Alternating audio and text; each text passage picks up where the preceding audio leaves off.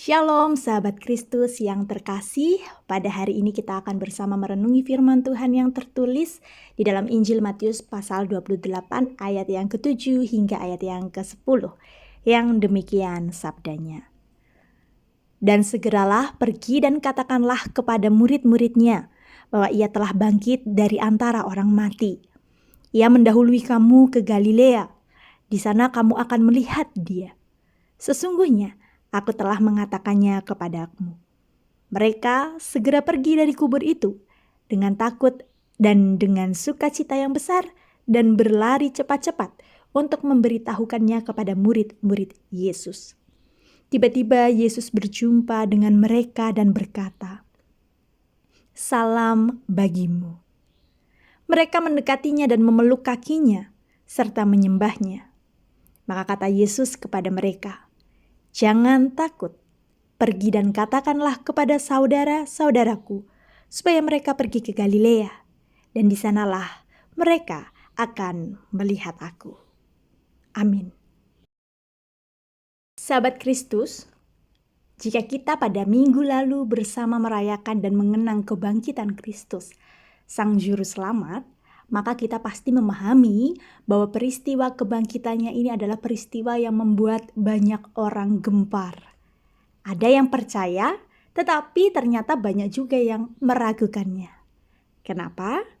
Karena bukti kubur kosong itu hanya dialami oleh para murid sendiri. Jadi banyak orang yang meragu dengan alasan, itu kan bisa saja mayatnya diambil atau dicuri. Atau mereka juga bisa beralasan, bisa saja para murid halusinasi akan penampakan Yesus. Nah, coba saja, waktu itu Yesus menampakkan diri di hadapan banyak orang. Di hadapan para imam, para raja, orang-orang yang memusuhinya, orang-orang yang mengadilinya. Pasti ceritanya akan lain. Nah, kenapa ya waktu itu Yesus tidak mau menampakkan diri pada mereka?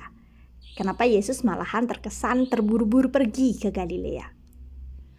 Nah, sahabat Kristus, firman Tuhan yang melandasi renungan kita hari ini menarik untuk kita perhatikan. Bahwa di dalam firman itu ada 3 hal yang perlu kita renungkan. Yang pertama, Yesus memakai para murid untuk menjadi saksi dalam kebangkitannya. Ia mengutus mereka untuk memberitakan tentang kebangkitan itu sendiri. Hal ini dikarenakan ia tidak membutuhkan pengakuan dari para imam atau para penguasa atau para orang-orang yang memusuhinya. Sebab kepada orang yang tidak percaya, bukti sekuat apapun tidak akan ada manfaatnya. Apapun bahkan yang sudah terlihat di depan mata, orang yang tidak mau percaya tidak akan pernah bisa mempercayai bukti itu. Jadi, Yesus mau menyatakan dan memberikan kebangkitannya kepada siapapun yang mau percaya kepadanya. Dan itu dimulai dari para murid Yesus. Yang kedua, Yesus memilih tempat untuk bertemu dengan para muridnya di Galilea. Nah, ini sangat menarik, sahabat Kristus.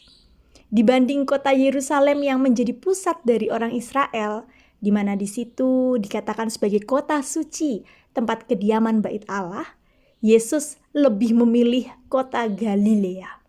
Padahal Galilea pada waktu itu adalah daerah orang Samaria yang terkenal, di mana orang-orang Samaria adalah orang-orang yang tidak dianggap, tidak diperhitungkan, bahkan tidak diakui oleh orang Israel. Nah, sahabat Kristus, Yesus memilih pergi ke Galilea selepas kebangkitannya, hendak menyatakan kasih-Nya kepada seluruh orang yang merasa tidak diakui, tidak diperhitungkan sekalipun. Sekali lagi, alih-alih menyatakan bukti kebangkitannya kepada para imam dan raja, kepada orang Israel di Yerusalem, Yesus lebih memilih untuk menyatakan diri kepada orang-orang yang tidak diperhitungkan, orang-orang yang membutuhkan kekuatan di Galilea. Ketiga, Yesus berpesan kepada para murid-Nya, Jangan takut, pergi dan katakanlah kepada saudara-saudaraku supaya mereka pergi ke Galilea, dan di sana mereka akan melihat aku.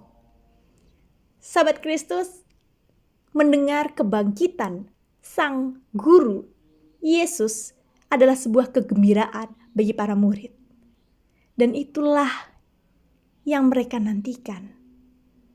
Mau menyaksikan Yesus yang bangkit dari kematian. Dan itu sangat penting.